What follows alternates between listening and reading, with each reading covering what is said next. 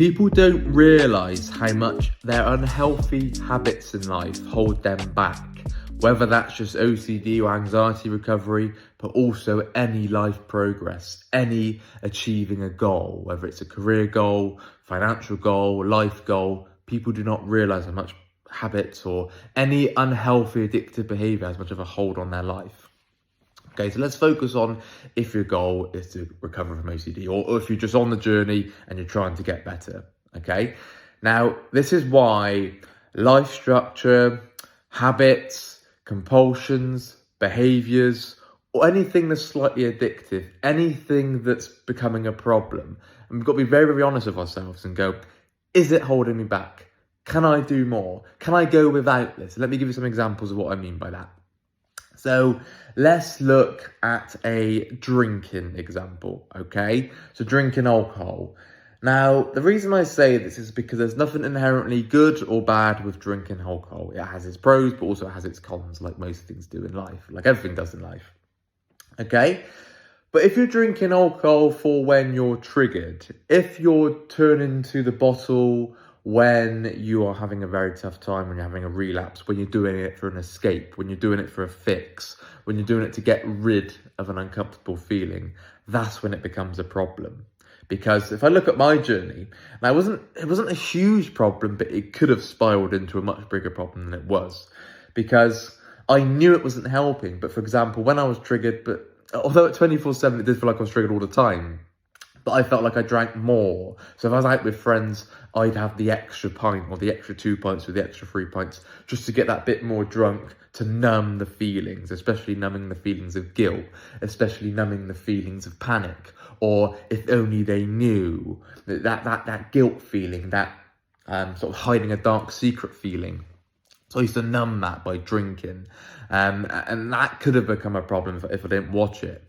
But when I was sober, I could tell that yes, that's not going to help. But I did that anyway. Mainly sort of when I was out socialising, drinking at home didn't become a problem, but it could have done.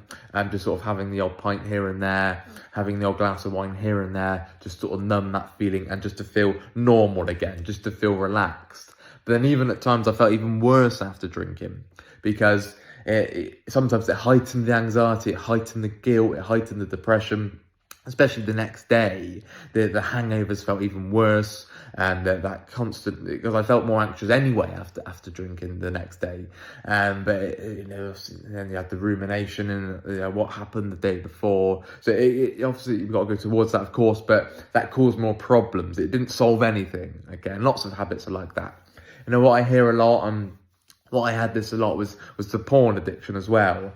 Now, porn is often used. You got to think of porn nowadays. You could go on within 2 clicks you could be on porn, and that's how it is nowadays. And that is a huge problem because it's the biggest relief biggest sort of escape mechanism, especially when triggered.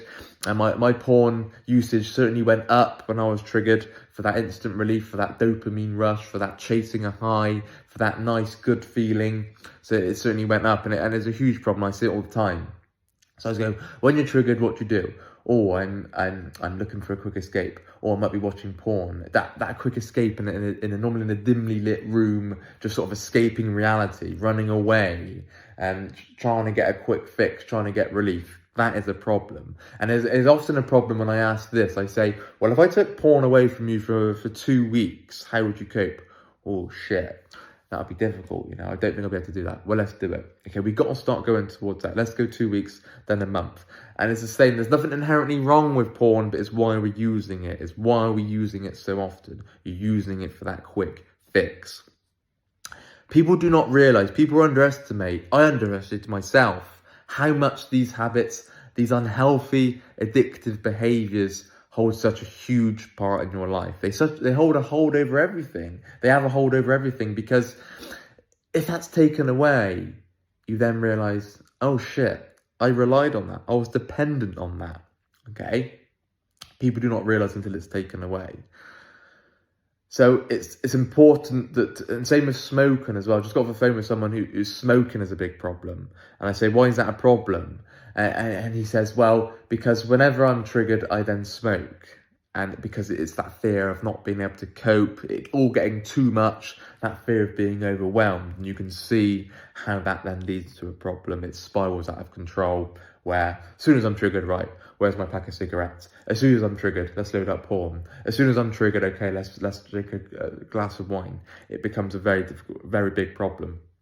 Something that could seem quite innocent and not a problem. Oh, it's normal. Everyone does this. Everyone does this when they're stressed. Well, no, because you have OCD, and it can easily become an unhealthy, addictive behaviour. Okay, I see it all the time. I'm talking from personal experience as well here. Okay, gambling's another one. Chasing that quick high.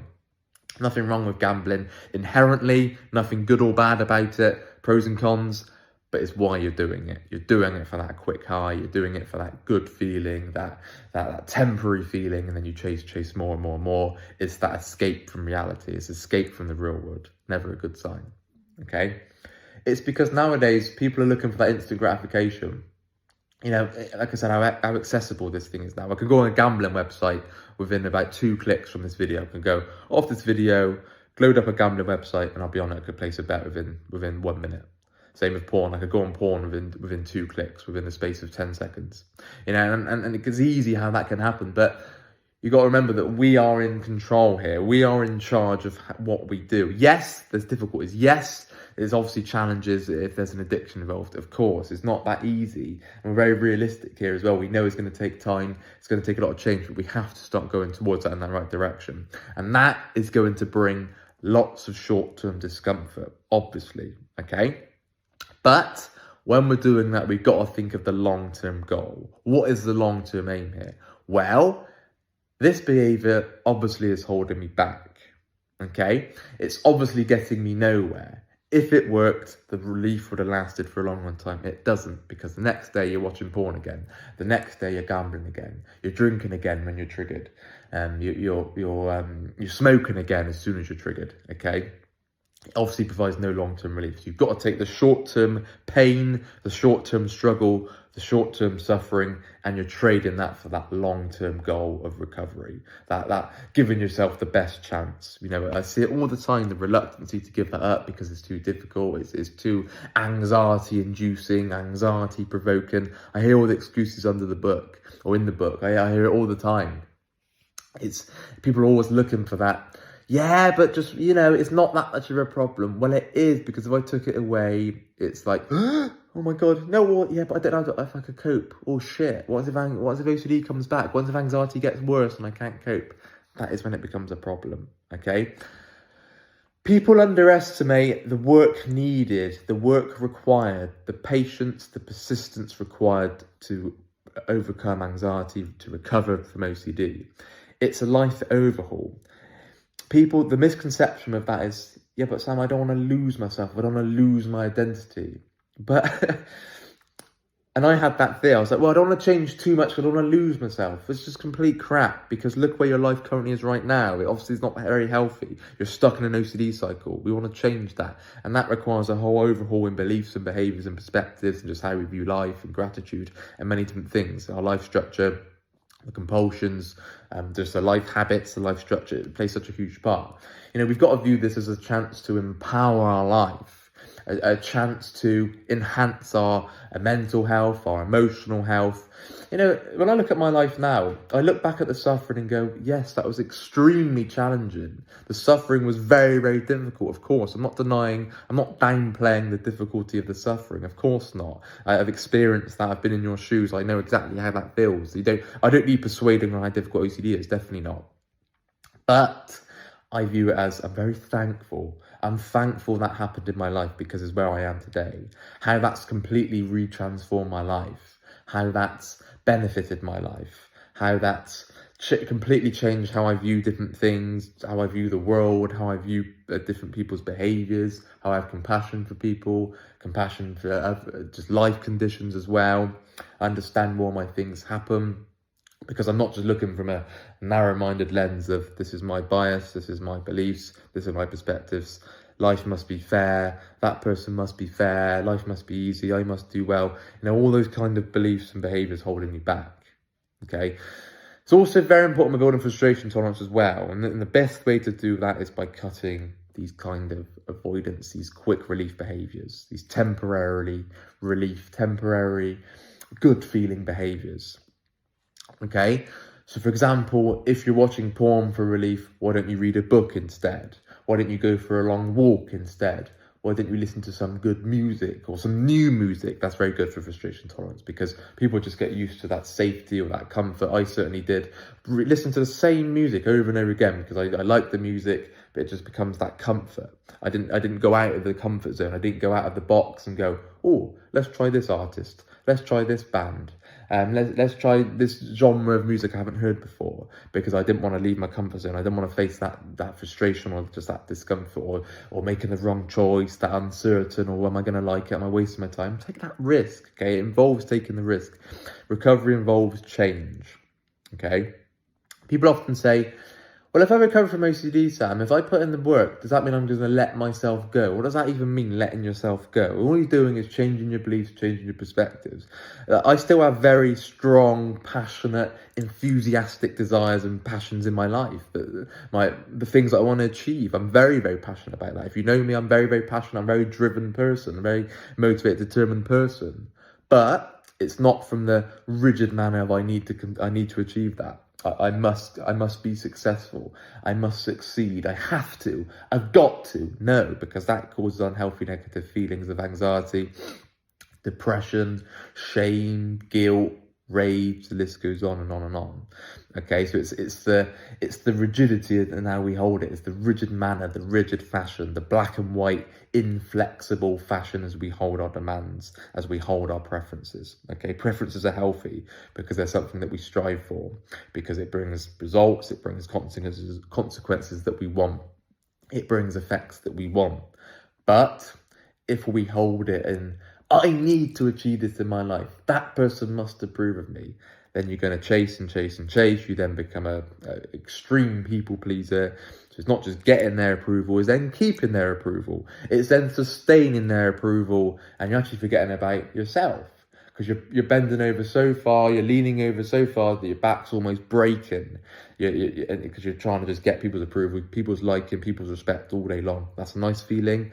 Yes, I like approval. Yes, I want approval, but I never need approval. Big difference. Okay, I always put myself first, but obviously I like societal interaction.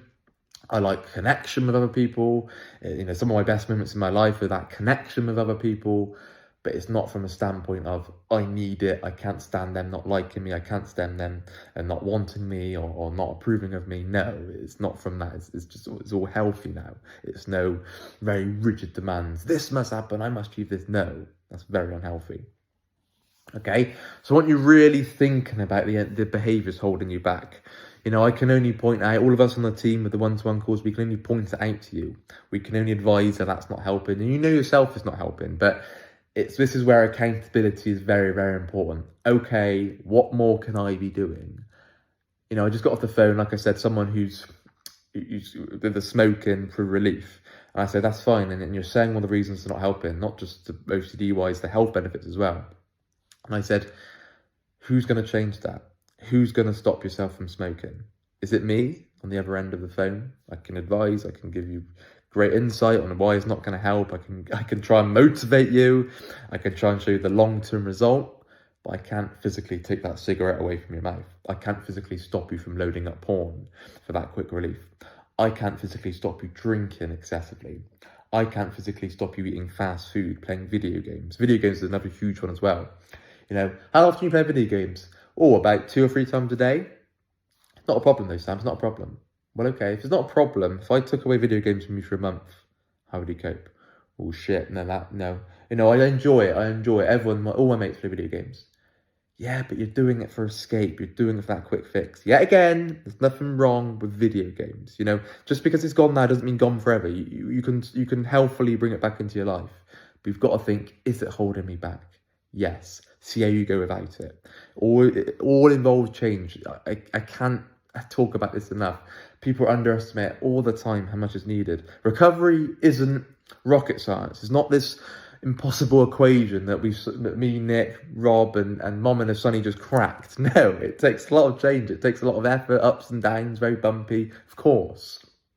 Okay, But it's not something that just happens overnight. You can't just half-heartedly put in the work and expect to get better. Patience, persistence, being very honest with ourselves, being held accountable by your coach, by yourselves, and go, right, where is this behaviour getting me? It's not helping me. It's obviously not helping me. The evidence is there. The proof's in the pudding. Now it's down to me to change that. And how am I going to do that? Very, very important points to focus on.